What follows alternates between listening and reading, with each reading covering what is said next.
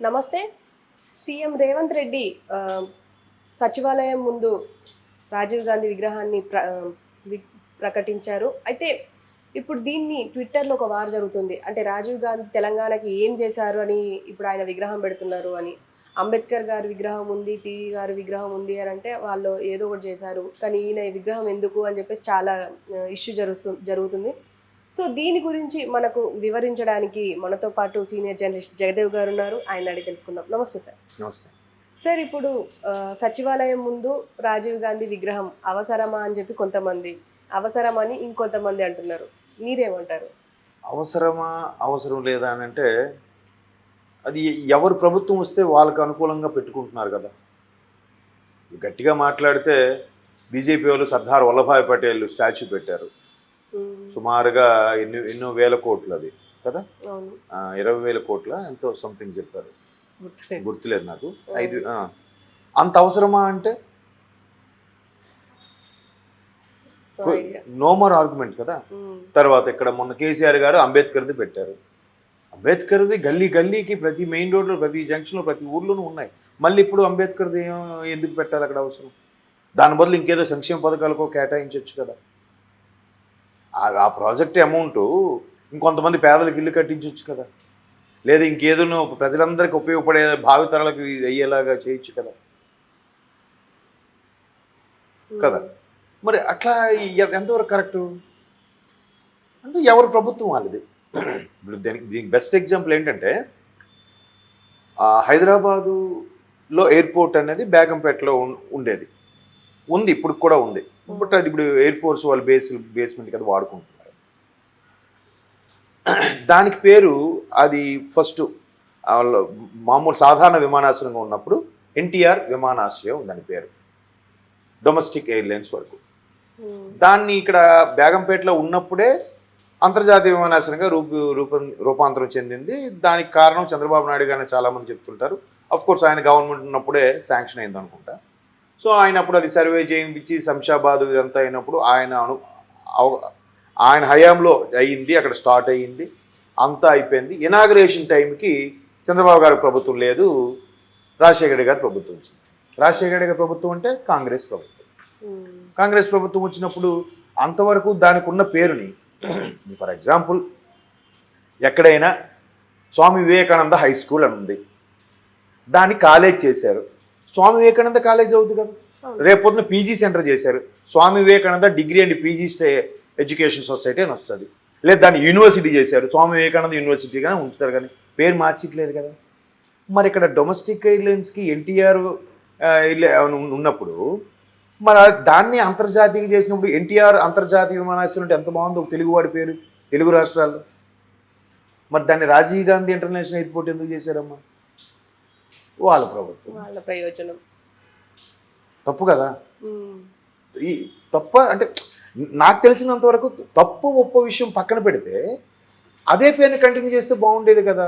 ఒక బెంగళూరులో ఉంది, ఆయన పేరు కెంపెగౌడ అనే ఆయన బెంగళూరు సిటీ ప్లాన్ చేశాడంట. కెంపెగౌడ ఇంటర్నేషనల్ ఎయిర్పోర్ట్ మామూలుగా ఉన్నప్పుడు కెంపెగౌడ ఎయిర్పోర్టు, అంతర్జాతీయ విమానాశ్రయం అయ్యా కూడా బెంగళూరులో కెంపెగౌడ ఇంటర్నేషనల్ ఎయిర్పోర్ట్. ఆయన ఒక కన్నడిగుడిని వాళ్ళ పేరుని పెట్టుకున్నారు.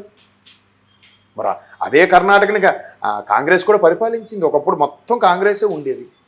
అదే తమిళనాడులో కూడా వాళ్ళ పేరు, ఇప్పుడు మహారాష్ట్ర ఉంది, శివాజీ గారి పేరు ఏదో పెట్టుకున్నారు వాళ్ళు.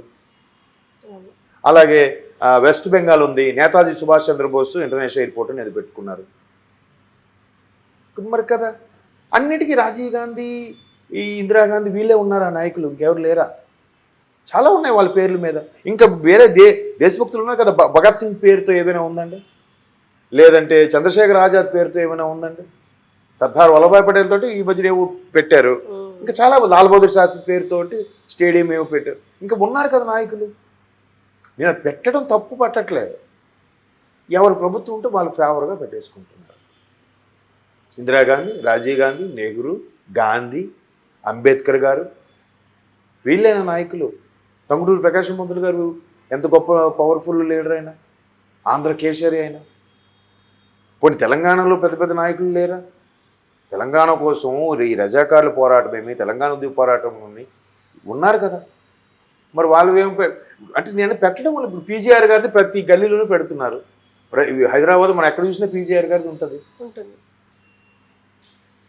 మరి మిగతా వాళ్ళు ఎవరు లేరా? ఆ స్థాయి నాయకులు ఉన్నారు. మరి ఎవరి ప్రభుత్వం వాళ్ళు పెట్టుకోవడం. ఇప్పుడు ఆయనది కాబట్టి రాజీవ్ గాంధీ పెట్టుకోవడం డిసైడ్ అయ్యి పెట్టుకుంటున్నారు. అదే అంటే కొన్ని మొన్న ఆంధ్రాలో చూస్తే మరీ బాధాకరం ఏంటంటే ఎన్టీఆర్ యూనివర్సిటీ పేరునే మార్చారు, వైఎస్ రాజశేఖర యూనివర్సిటీ అని. ఉన్న పేరుని కూడా మార్చేయడమే. ఇప్పుడు దీని మీద కొత్త చట్టం తీసుకురావాలేమో. ఆల్రెడీ ఉన్న పేరుని మళ్ళీ వేరే పేరు పెట్టకూడదని ఒక పార్లమెంటు కేంద్రం స్థాయిలో చట్టం చేస్తే అప్పుడు వీళ్ళు వింటారేమో, ఆగుతారేమో. లేదంటే ఎవడి మట్టుకు ఆడి పేరు, అవి రోడ్ల పేర్లు మార్చేయడం. ఇప్పుడు మార్చితే ఏమొస్తుంది?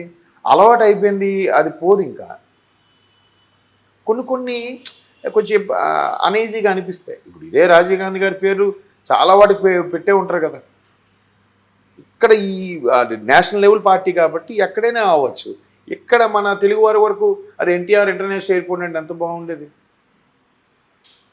ఒక తమిళవాడు పేరు పెట్టుకుంటున్నాడు, కేరళ వాడు, కర్ణాటక అట్లా కొన్ని పెట్టుకుంటున్నారు. అంటే మళ్ళీ అదే చెప్తున్నాను, మళ్ళీ ఇలా మాట్లాడడం వల్ల అలా తప్పు పట్టారని కాదు.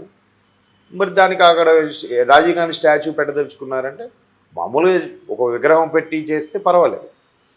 మరి ఇక్కడ మొన్న అంబేద్కర్ గారు స్టాచ్యూ లాగా, లేదంటే అక్కడ వల్లభాయ్ పటేల్ స్టాచ్యూ లాగా అంత భారీ ప్రాజెక్టులు అయితే మాత్రం దానివల్ల ఇంకేదైనా ప్రజలకు ఉపయోగపడితే బెటర్ ఏమో అని ఒక అభిప్రాయం, అంతే. తప్పు పట్టే ఉద్దేశం కాదు. బట్ వీళ్ళు ప్రభుత్వం కాబట్టి వీళ్ళు రాజీవ్ గాంధీని పెడతారు. ఇంకో దగ్గర ఇందిరాగాంధీ విగ్రహం పెట్టచ్చు. సరసా ఇవాళ రేపు ఏమయ్యాయంటే ప్రతి ఒక్కరు కూడా విగ్రహాలు పెడుతున్నారు.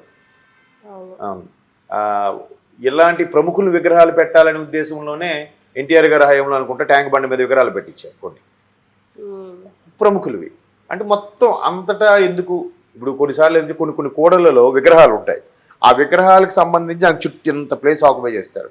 అది చాలన్నట్టు వాళ్ళ విగ్రహానికి దండ వేయడం కోసం ఒక రైలింగు, ఒక స్టెప్స్, అది ఇంకెంత ప్లేసు. పెద్ద పెద్ద జంక్షన్ల వరకు ఓకే, చిన్న జంక్షన్లకి అవి అడ్డంగా అనిపిస్తుంటాయి. దాని పక్కనే పోలీసు బూత్ ఉంటుంది, పోస్ట్ అంటే ట్రాఫిక్ది, అదొక అడ్డగా ఉండడం, ఇట్లా జరుగుతాయి. బట్ అంటే ఓవరాల్గా ఏంటంటే ఎవరు ప్రభుత్వం ఉన్నప్పుడు వాళ్ళ ప్రభుత్వం వాళ్ళు పెట్టుకోవడమే, చేసుకోవడమే. చాలా వరకు కొంతమంది లిమిటెడ్గా ఉండే పేర్లనే పెడుతున్నారు. మిగతా చాలా ఇప్పుడు ఒకసారి సర్దార్ ఉధమ్ సింగ్ అని ఒక ఆయన, మొన్న మూవీ కూడా వచ్చింది, ఆయన స్టోరీ విన్నాను. ఇది ఎప్పుడు సోషల్ టీచర్ మాకు చిన్నప్పుడు చెప్పారు. అసలు ఆయన ఎంత జలియన్వాలా బాగ్లో ఆయన తండ్రిని షూట్ చేశారని జనరల్ డయర్ని కసి పెంచుకొని నానా ఇబ్బందులు పడి కార్గో షిప్స్లో తలదాచుకుంటూ నెల రోజుల్లో 20 రోజులు సంథింగ్ తిండి తిప్పలు లేకుండా వాటిలో ప్రయాణిస్తూ అక్కడ లండన్ చేరుకొని, ఇంగ్లాండ్ చేరుకొని, ఎక్కడో ఎవరో ఇంటి దగ్గర పని చేసి మొత్తాన్ని వెతికి పట్టుకొని చంపి దొరికిపోయాడంట. నాకు ఇంకేం అవసరం లేదు, నా కోరిక తీరిపోయింది, జనరల్ డయర్ నేను చంపాను, నాకు ఇంక గురి తీసేయండి అని. అట్లాప్పుడు సర్దార్ ఉధమ్ సింగ్ అంటే అసలు ఎట్లాంటి పేర్లు అవి. అలాగే చాలామంది ఉన్నారు కదమ్మా, వాళ్ళెవరివి ఎందుకు పెట్టరు? ఉన్నవాళ్ళు ఆల్రెడీ వీళ్ళు తెలుసు కదా, రుద్దారు కదా, చిన్నప్పటి నుంచి పాఠ్య పుస్తకాలను వాటిలో రుద్దుతూనే ఉన్నారు కదా. వీళ్ళ కుటుంబమే ఎక్కువ చేసింది, వీళ్ళే ఏది చేశారని. మిగతా వాళ్ళు చేసిన పేర్లు ఎంతమంది? రీసెంట్గా కొన్ని సినిమాలు వస్తున్నాయి పేట్రియాటిక్ దేశభక్తికి సంబంధించి. ఆ సినిమాలు చూస్తే మీరు నమ్మరు, అరే ఇట్లాంటి వాళ్ళు కూడా ఉన్నారా, వీళ్ళందరూ మనకి తెరమరుగైపోయారే, వీళ్ళ పేర్లు కూడా మనకు తెలియదే అనిపిస్తుంటుంది. అది ఎవరు, ఆయన పేరు పాండేనా, ఫస్ట్ సిపాయిల తిరుగుబాటు అమీర్ ఖాన్ సినిమా ఒకటి తీశారు, ఏదో సంథింగ్ పాండే అని ఏదో వస్తుంది, అతను. ఇట్లాంటి చాలామంది కదా, వాళ్ళందరినీ అట్లా సినిమాలు తీస్తుంటే గుర్తొస్తుంది కానీ లేకపోతే మర్చిపోవడమేగా. మరి ఏం చేస్తా అంటే ఈ ముఖ్యమంత్రి గారు రేవంత్ రెడ్డి గారి నిర్ణయం కాబట్టి అక్కడ అధిష్టానం నుంచి కొంచెం ఫేవర్గా ఉండాలి కాబట్టి రాజీవ్ గాంధీ స్టాచ్యూ పెడుతున్నారు.